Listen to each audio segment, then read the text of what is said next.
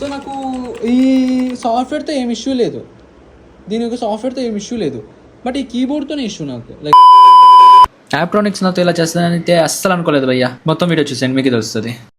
So guys, మీరు చూస్తున్నారు కదా నా ముందర ఈ ల్యాప్టాప్ని కొని ఎగ్జాక్ట్గా ఒక 35 days అయితే అవుతుంది. ఎంతో ఇష్టపడి కొనుక్కున్నాను భయ్యా, నా డ్రీమ్ ల్యాప్టాప్ అనేసి.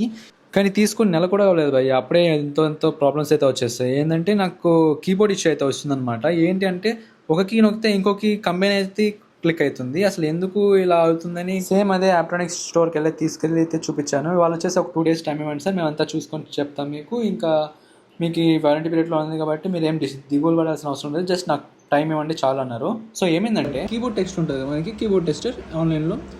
సో నేను ఈ డాట్ క్లిక్ చేస్తుంటే ఈ కమాండ్ క్లిక్ అవుతుంది, నాకు అర్థం కావట్లేదు ఎందుకని. ఈ కమాండ్తో పాటు క్లిక్ అవుతుంది, చూడొచ్చు ఇక్కడ మీరు. నేను ఇక్కడ ఈ డాట్లు క్లిక్ చేస్తున్నాను, ఈ డాట్ క్లిక్ చేస్తుంటే జస్ట్ ఈ డాట్లు క్లిక్ చేస్తున్నాను, ఇది క్లిక్ చేస్తే చూడండి ఓన్లీ అదొకటే క్లిక్ అవుతుంది. సో నాకు ఈ సాఫ్ట్వేర్తో ఏం ఇష్యూ లేదు, దీని యొక్క సాఫ్ట్వేర్తో ఏం ఇష్యూ లేదు, బట్ ఈ కీబోర్డ్తోనే ఇష్యూ నాకు. లైక్ నాకు ఇక్కడ ఇది ట్యాప్ చేస్తుంటే అది మొత్తం క్లిక్ అవుతుంది, నాకు అర్థం కావట్లేదు ఏమి. సో మొత్తానికైతే నా ల్యాప్టాప్ని వాళ్ళకైతే ఇచ్చేసాను. వాళ్ళకి ఇచ్చేసినాక ఒక 2 days టైం అయితే అడిగారు. 2 daysలో అవుతుంది, లేకపోతే ఇంకేమైనా చూడాలి, ఇంకేం చేయగలం అనేసి. నాకు చాలా ఇంపార్టెంట్, ఇట్లాంటి చిన్న మిస్టేక్స్ ఉంటే అసలు తట్టుకోలేను నేను. సరే చూద్దాం, ఇంత పెద్ద ల్యాప్టాప్ తీసుకున్నాక ఇవన్నీ తప్పవు.